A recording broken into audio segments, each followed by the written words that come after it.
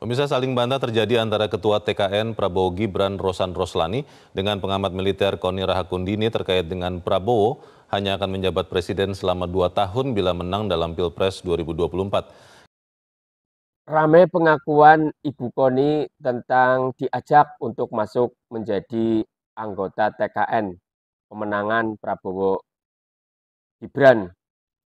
Tapi Ibu Koni tidak begitu saja mau, kemudian Pak Rosan, kata Ibu Koni juga memberi kabar bahwa Pak Prabowo hanya akan menjadi presiden hanya 2 tahun. Kemudian ada lagi pengakuan dari Pak Prabowo langsung, kata Ibu Koni itu hanya cuma 3 tahun. Gibran akan diberikan sisanya dan nanti Gibran tambah 2 periode. Itu adalah mengagetkan kita semua karena kita sebagai orang yang melihat di depan layar, tidak melihat di belakang layar, akhirnya terkaget-kaget.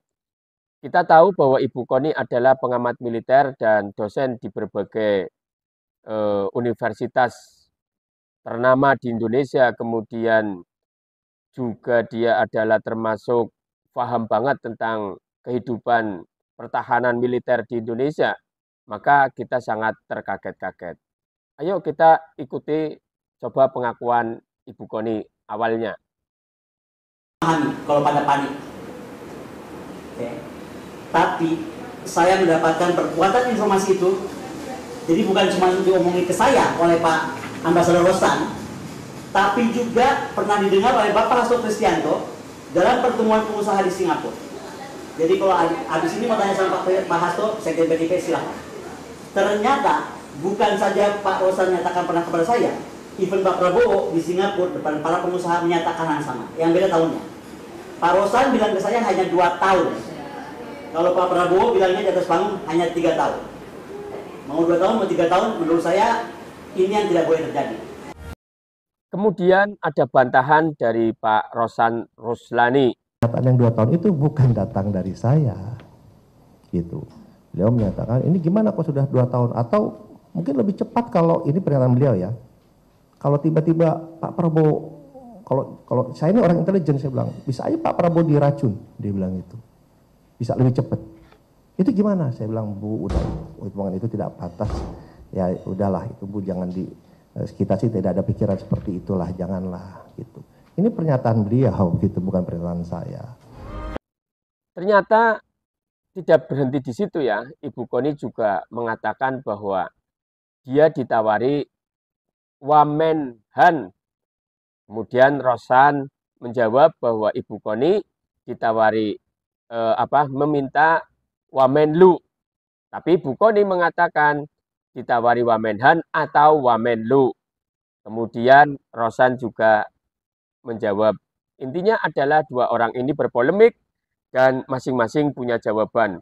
Yang benar siapa? Wallahu a'lam bishawab. Kita butuh kejujuran masing-masing. Janji atas bujukan Ekselensi Rosan kepada saya untuk bergabung di 02, itu saya ditawari. Catat ya, saya ulangi. Saya ditawari. 3 kali saya ulang ya, saya ditawari. Apakah mau menjadi Wamenhan atau Wamenlu? Sebelum pulang, Bu Koni bicara ke saya. Kita bicara berdua. Intinya beliau ternyata ingin menjadi Wakil Menteri Luar Negeri, permintaan beliau, atau Wamenhan. Tapi lebih pengen jadi Wakil Menteri Luar Negeri. Yang jelas mereka berdua bukan orang bodoh dan bukan orang sembarangan.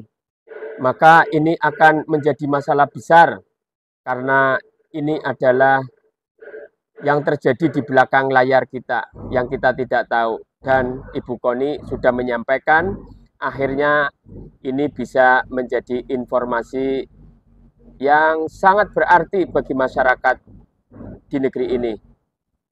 Semoga kita semua berbenah agar bagaimana kita bisa memaknai dan mempraktekkan makna kecintaan kepada negeri ini. Kami tidak butuh keteladanan elit yang benar-benar hipokrit. Kita butuh keteladanan elit yang bisa mempraktekkan cinta terhadap negeri ini. Semoga bermanfaat. Sampai jumpa. Assalamualaikum warahmatullahi wabarakatuh.